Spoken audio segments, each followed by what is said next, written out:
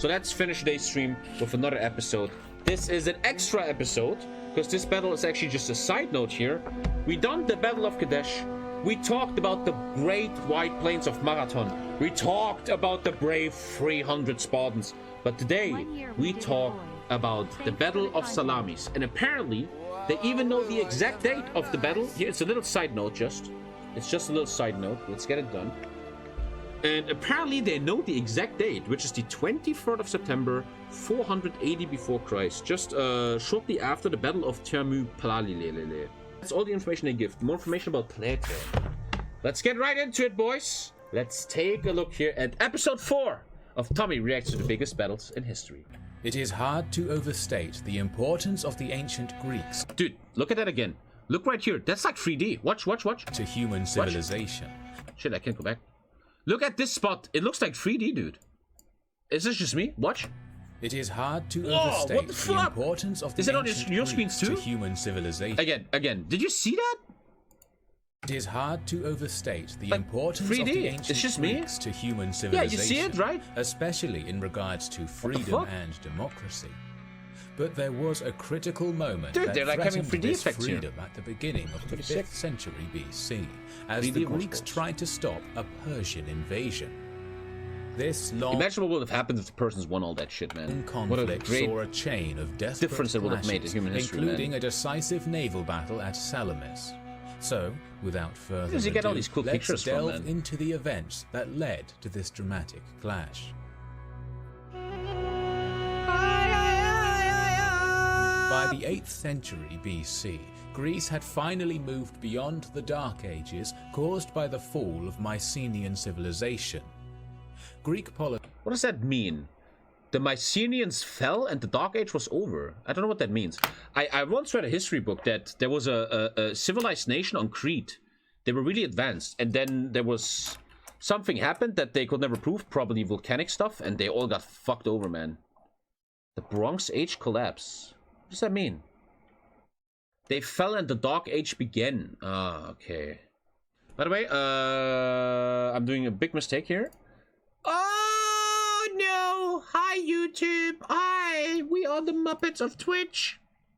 They were forming into city-states, and 2 of them, Athens and Sparta, became the most prominent.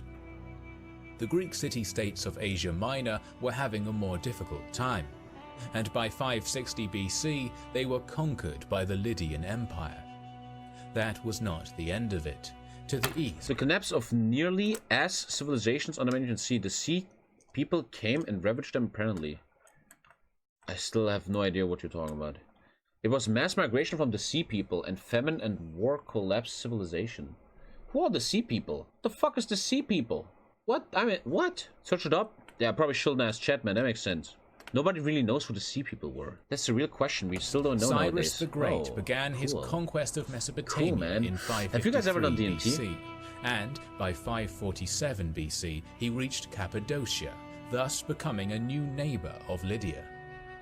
Croesus, the king of Lydia, attempted to strike against Cyrus in the same year, but failed in his campaign, and a year later Lydia was conquered, along with all of its Greek cities. They became the satrapies of the Achaemenid Empire of Cyrus, and tyrants were installed in most cities to keep them in check. In mainland Greece, this process was happening in reverse, as many city-states overthrew their tyrants, becoming democracies. That would be a cornerstone of the future. How early they already had conflict. democracies, man. That's fucking mind-blowing, man. Darius the Great continued the Achaemenid conquests and moved into Europe. By 500 BC, Thrace was conquered and Macedonia vassalized. However, the situation in Asia Minor was not stable, and in 499 BC, the leader of the city-state of Miletus, called Aristogoras, started a revolt against Darius, and many other cities joined him. He also received support from Athens and Eretria.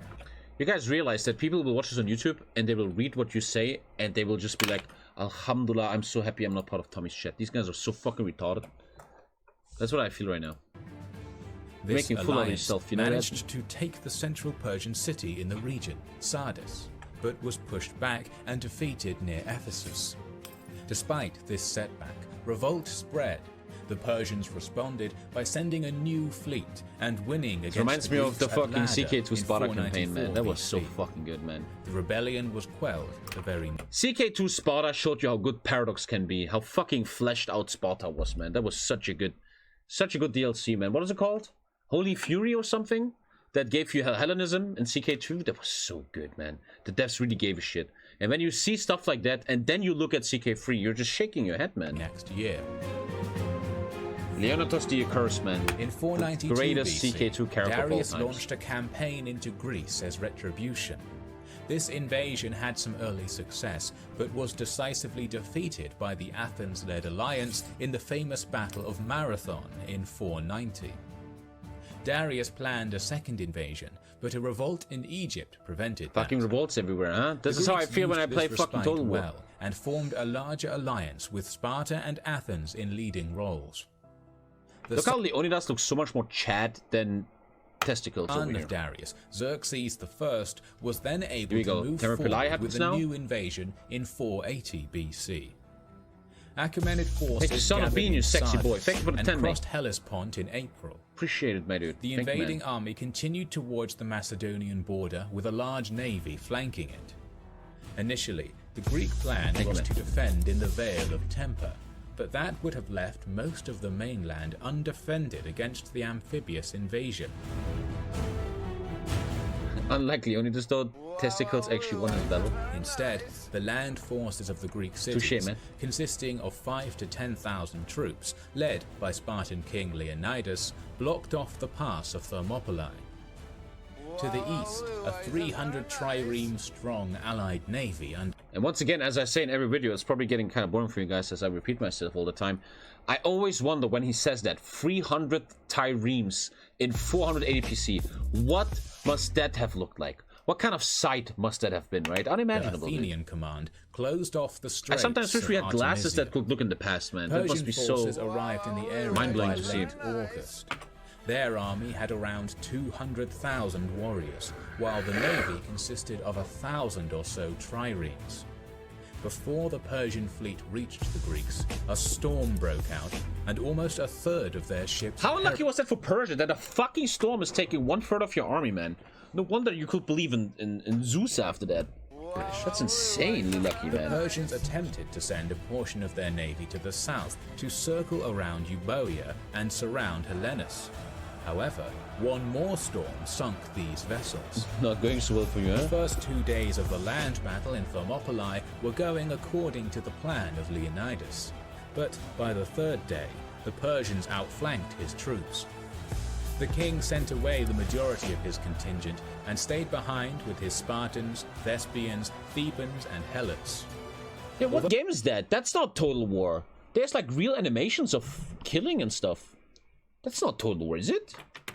Though he and Like, his look at these companions animations, were man. killed during the Rome 2 has animations like this? Oh. third day, this Rome sacrifice of allowed Mods, at least half of the army to retreat. I never seen animations At like the this. same time, when the I played Greeks Rome led 2. by Themistocles were attacked by the Persian navy, and despite the fact that losses on both sides were equal, the Greeks did not have the resources to defend any longer.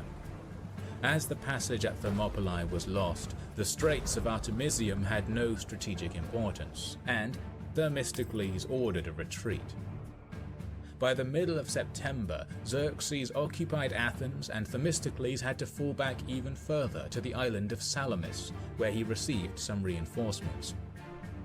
He now had 378 ships under his command. Athens was now under Persian control. Oh, and they had Athens for a while. Oh, fuck. they were able to use the harbor of Piraeus. The most Soon, fucked their people are always the 700 peasants, man. ships You just want to blocked hang off out the and some open dude sea. comes to your city every 10 years and just rapes and Themistocles pillages knew everyone. that there was no retreat and formed You know what would have been really a great idea in these ancient times in the Middle Ages? A fucking panic room, man. You built a fucking panic room, dude. up his navy.